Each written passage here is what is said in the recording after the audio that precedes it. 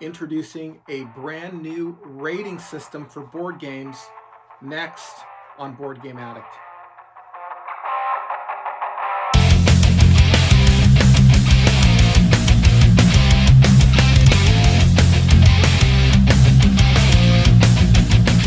Today on this episode, I'm going to be introducing a new ranking system that I've kind of personally developed for this channel on how to rank games and for fans of this channel. But before we do that, please, I would ask you to go ahead and hit the like button, subscribe to this channel, hit the bell notification if you want to know when these videos come out, and also share it on your favorite social media. These are kind of small steps for you, but they mean a lot to us here on this channel. And if you want to go that one extra step as far as helping us here, please follow the link below to the Buy Me a Coffee page where you can donate some of your hard-earned cash to helping us improve things here on the program. So with that said, let's go ahead and talk about the ranking system.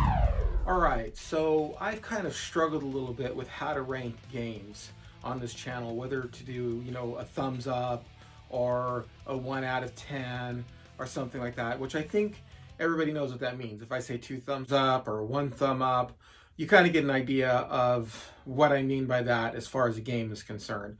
And the same goes for the 1 out of 10 ranking system. If I say this game is a 9 out of 10 or an 8 out of 10 or a 10 out of 10 or a 4 out of 10, you kind of get an idea of what that means. But I kind of wanted to personalize it a little bit for gamers themselves, people who are board gamers, because I've noticed that if a game has a high rank, it means something a little bit more to me, and it means that I interact with the game kind of differently in my board game experience, and in my board game experiences, depending upon higher and lower rankings. So let me just give you an example of the ranking system that I'm going to be implementing from here on out, okay?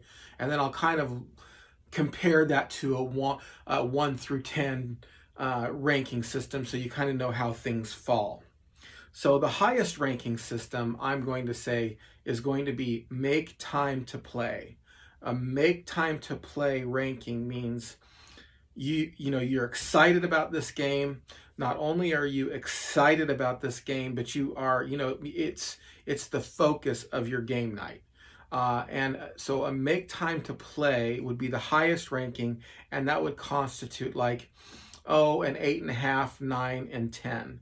So if you're scaling it through a 1 to 10, and a game for you is an 8, 9, or 10, or an 8.5, 9 to 10, you would consider that to be make time to play. In other words, let's say I'm going over to the gaming store to sit down to play games with some people who are there. I'm going to bring that game. I'm going to make time to play that game. Or if I invite people over to my house to play a game, this is a game that I know about, and I am going to make time to play this game. It's a make time to play. All right, so that's your highest one. So your next highest one is going to be stay and play. Stay and play. That means that you're excited about this game. It's a fun game.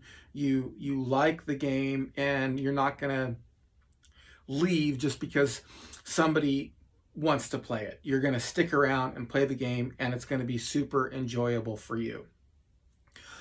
So this is like one of those situations where, they have like a game night in our community here where people will bring like several games.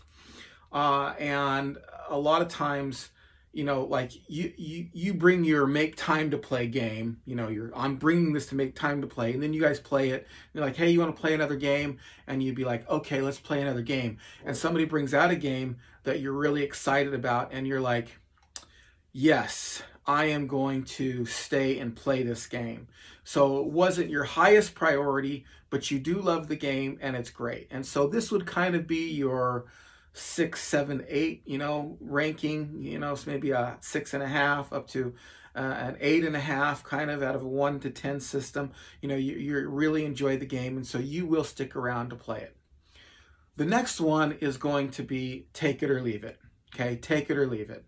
In other words, those are those sets of games that you don't necessarily hate, but you wouldn't miss out. You wouldn't miss anything if you didn't play that game. It wouldn't be like some devastating, oh man, I can't believe you played that game without me. It would be one of those, if you want to stick around, okay, nothing ventured, nothing gained, but really nothing lost either if you decide not to play that game either. So it's a take it or leave it. That would be the next ranking system, and that would be kind of your middle, like 4 through 6, kind of on a scale of 1 to 10. And then finally is don't play or a walkout. So don't play or a walkout, a walkout's kind of pretty strong. I don't know too many gamers who would necessarily walk out, but there are some. I know that there are some. Even if somebody plays a game that I really don't want to play, I still kind of stick around to play the game. So don't play means, no, I'm not going to play it. Look, I'm not interested. I've played the game before. I don't like it. If you guys want to play, maybe I'll stick around and enjoy the company and talk to you and socialize, but for the sake of the gaming community. But I am not gonna play this game. So it's a don't play. And there are some cases when it's just like, or a don't come over. It's like, well, if you're gonna play that game, I'm not even gonna come over because I hate that game so much that I'm not even gonna come over. And I don't know if there are really any games like that. So there you have it, and there you have it compared to a number system. You have all the way from your 1 to your 10. Your 1 through say 4 would be don't play, won't play.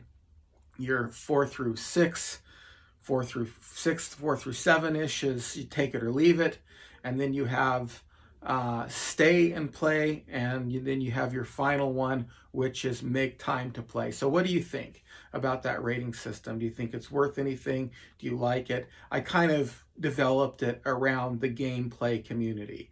Either you're excited and you want to stay, you want to make time for this, you're excited and you stay to play.